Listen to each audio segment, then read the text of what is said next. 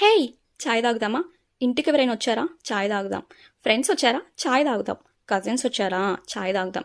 Relatives వచ్చారా? చాయ్ తాగుదాం. మనసు బాగాలేదా? చాయ్ తాగుదాం. కోల్డ్ అయిందా? చాయ్ తాగుదాం. ఇలా మనకి ఏమనిపించినా సరే కావాలనిపించే ఒకే ఒక బీవరేజ్ చాయ్. సో ఈరోజు నేను కేఫ్ నీలోఫర్ ప్లాటినం టీ పౌడర్కి రివ్యూ ఇవ్వబోతున్నాను. ఈ ప్యాక్ వచ్చేసి మనకి 100 గ్రామ్స్కి 70 రూపీస్ పడింది. అదర్ బ్రాండ్స్తో కంపేర్ చేస్తే 20 రూపీస్ ఎక్స్ట్రా. అంటే అదర్ బ్రాండ్స్కి మనకి 50 రూపీస్కి 100 గ్రామ్స్ వస్తుంది, ఇక్కడ 70 రూపీస్కి 100 గ్రామ్స్ అనమాట.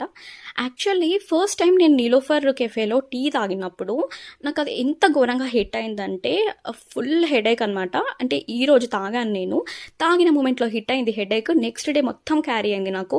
So then I decided not to have this Niloufer tea.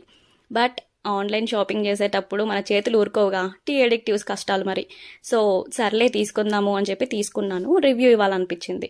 So నార్మల్గా టీ పెట్టుకున్నట్టుగానే పొయ్యి మీద గిన్నె పెట్టేసుకున్నాను. దాంట్లో హాఫ్ గ్లాస్ వాటర్ వేసుకున్నాను. 1 spoon cafe Niloufer platinum tea powder add చేసుకున్నాను.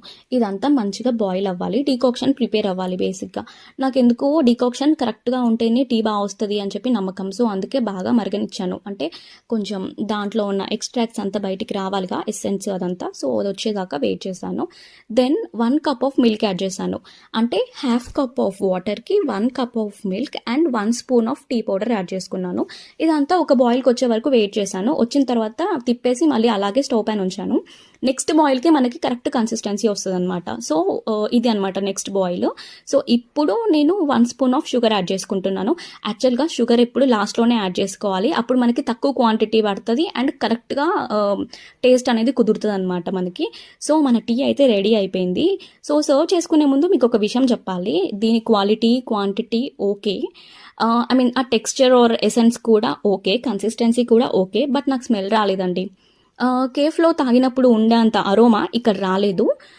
టేస్ట్ కూడా కేఫ్లో ఉన్నదానికన్నా కొంచెం తక్కువ వచ్చింది. So this is my honest review. Thanks for watching. Subscribe.